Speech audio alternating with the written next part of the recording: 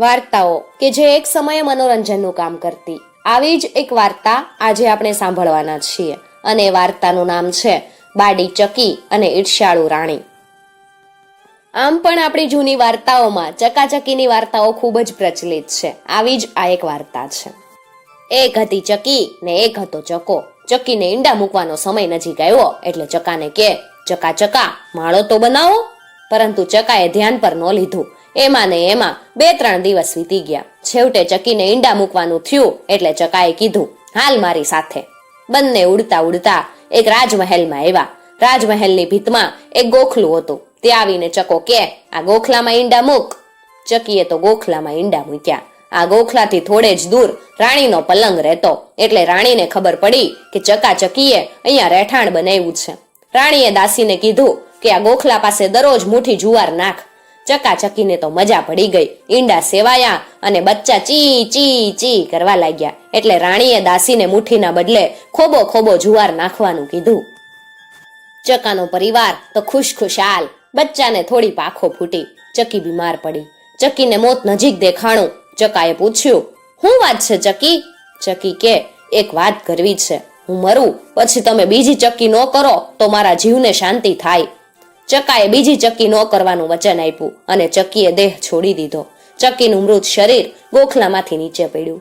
થોડા સમયમાં થોડા ચકલા ભેગા થયા ને ચકાને સલાહ આપી કે તમે આવા રાજમહેલમાં રહ્યો છો એટલે તમારે બીજી ચક્કી તો કરવી જ પડે. ચક્કી વગર આ તમારું ઘર સૂનું સૂનું લાગે છે. સમાજની બહુમતી આગળ ચકાએ વચન ફોક કર્યું. જંગલમાં એક ભઠ્ઠના છાંયડે એક આંખે બાડી ચકી બેઠી હતી. ત્યાં 4-5 ચકલાએ જોયું. એક ચકાએ કીધું, ચકી બેન તમે એકલા છો? ચકીએ હા કીધી એટલે સૌએ કીધું, આશરો જોઈએ છે? ચકી સંમત થતા જ બધા રાજમહેલે આવી અને ચકાને આ નવી ચકીની સોંપણી કરી. ગરીબ બાડી ચકી તો ખુશ થઈ ગઈ. દરરોજ જુવારનું ભોજન, કેટલો એશો આરામ. બાડી ચકીને બચ્ચા ખટક્યા. કાલે ઉઠીને મારે બચ્ચા થાહે. એ વખતે તો આ બચ્ચા મોટા થઈ ગયા હશે. જુવાર મારા બચ્ચાને નહીં ખાવા દે. બસ.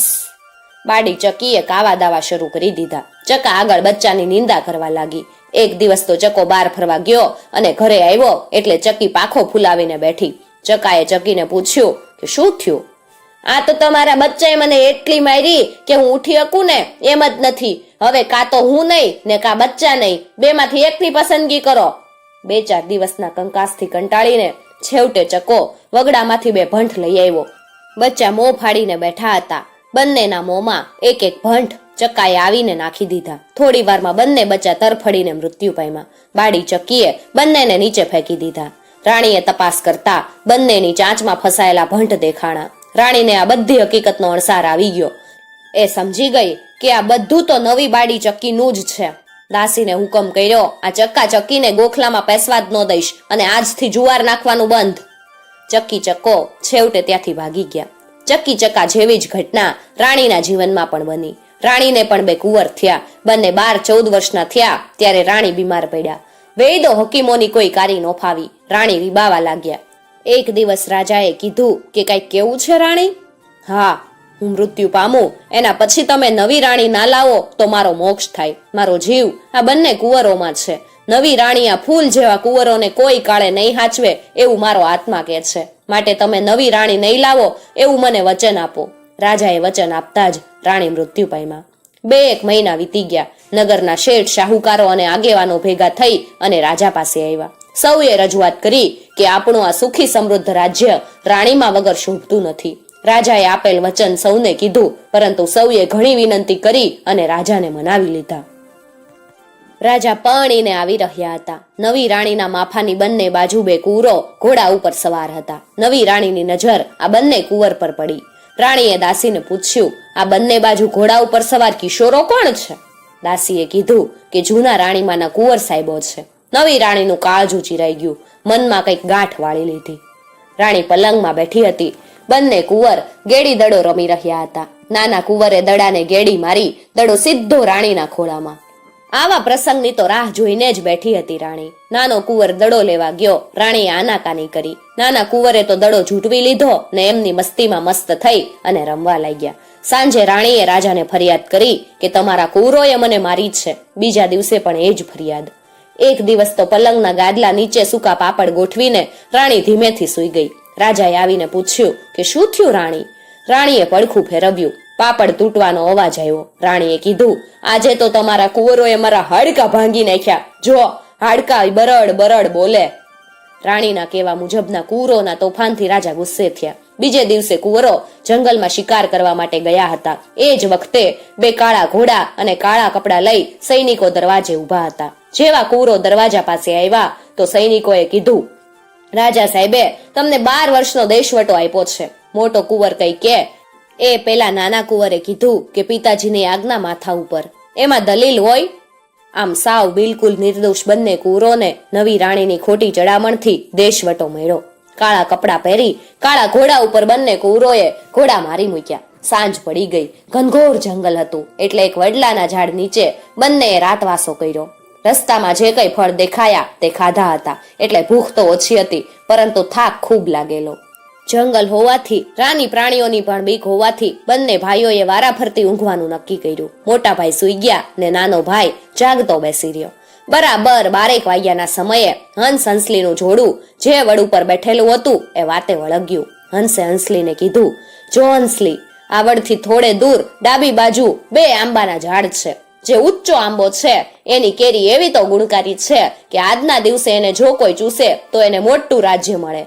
નાના આંબાની કેરીમાં આજના દિવસે એવો ગુણ છે કે એ કેરી જે કોઈ ચૂસે તો એને દરરોજ સવારે નાકમાંથી મોતી ઝરે. નાનો કુંવર પક્ષીઓની ભાષા સમજી શકતો. તરત એ આંબાની શોધ કરી કેરીઓ તોડી લાવ્યો. નાના કુંવરે વિચાર્યું કે જો હું ઊંચા આંબાની કેરી ચૂસીશ તો હું રાજા બનીશ. રાજા બનવાનો અધિકાર તો મોટા ભાઈનો કહેવાય. એમ વિચારીને એણે નાના આંબાની કેરીઓ ચૂસી. 12:30 મોટા ભાઈને જગાડીને નાના ભાઈએ કીધું, આ કેરીઓ ચૂસી જજો, હવે હું ઊંઘી જાઉં છું. સવારે બંને ભાઈઓએ ઘોડા દોડાવી મૂક્યા. મોટો કુંવર આગળ ને નાનો કુંવર પાછળ. કોઈ નગરનો દરવાજો દેખાયો. એ સજ્જનપુર નગર હતું. ત્યાં ઉભેલા સૈનિકોએ મોટા કુંવરને પકડી લીધો અને રાજ દરબારમાં લઈ ગયા. કુમકુમ તિલક કરી અને ગાદીએ બેસાડી દીધો. હકીકત એવી હતી કે આગલા દિવસે ત્યાંના રાજા મૃત્યુ પામેલા. એમને કોઈ વારસ નહોતો એટલે નગરજનોએ સર્વસંમતિથી નક્કી કરેલું કે પૂર્વના દરવાજે સવારે જે કોઈ પહેલો પુરુષ આવે એને રાજા બનાવી દેવો. આ બધી ધામધૂમમાં નાના ભાઈને મોટા ભાઈ ભૂલી ગયા. નાનો કુંવર સ્વમાની હતો એટલે રાજ દરબારના બદલે એ તો પ્રજાપતિના ઘરે મહેમાન બની ગયો. રાત્રિ રોકાણ કરીને સવારે ઉઠ્યો. ઉઠતા વેત છીક આવતા જ નાકમાંથી મોતી પડ્યું. નાના કુંવરે ધોઈને પ્રજાપતિને આપીને કહ્યું, તમારા ઘરનું અન્ન ગ્રહણ કર્યું એટલે આ તમારું, લ્યો, આને વેચીને જે કઈ લાવવું હોય તે લઈ આવો. પ્રજાપતિને કઈ ગતાગમ પડી નહીં એટલે ખાતરી કરવા ઉપડ્યો એક શેઠની દુકાને. શેઠે મોતી જોયું ને કહ્યું, ભાઈ, આના બદલામાં તારે જે જોતું હોય એ લઈ જા. પ્રજાપતિ તો ખુશ થઈ ગયો. નાનો ભાઈ પૂરા 6 મહિના ત્યાં મહેમાન બનીને રહ્યો. એક દિવસ શેઠે નાના કુંવરને જમવાનું આમંત્રણ આપ્યું. નાના કુંવરે શેઠને ત્યાં જમી લીધું, પરંતુ પારખું શેઠની નજર કુંવર પરથી હટી નહીં. નક્કી કોઈ ભાગશાળી છોકરો છે આ. આગ્રહ કરીને રાત્રિ રોકાણ કરાયું. ભાગ્યશાળીની તો સવારમાં જ ખબર પડી ગઈ શેઠને.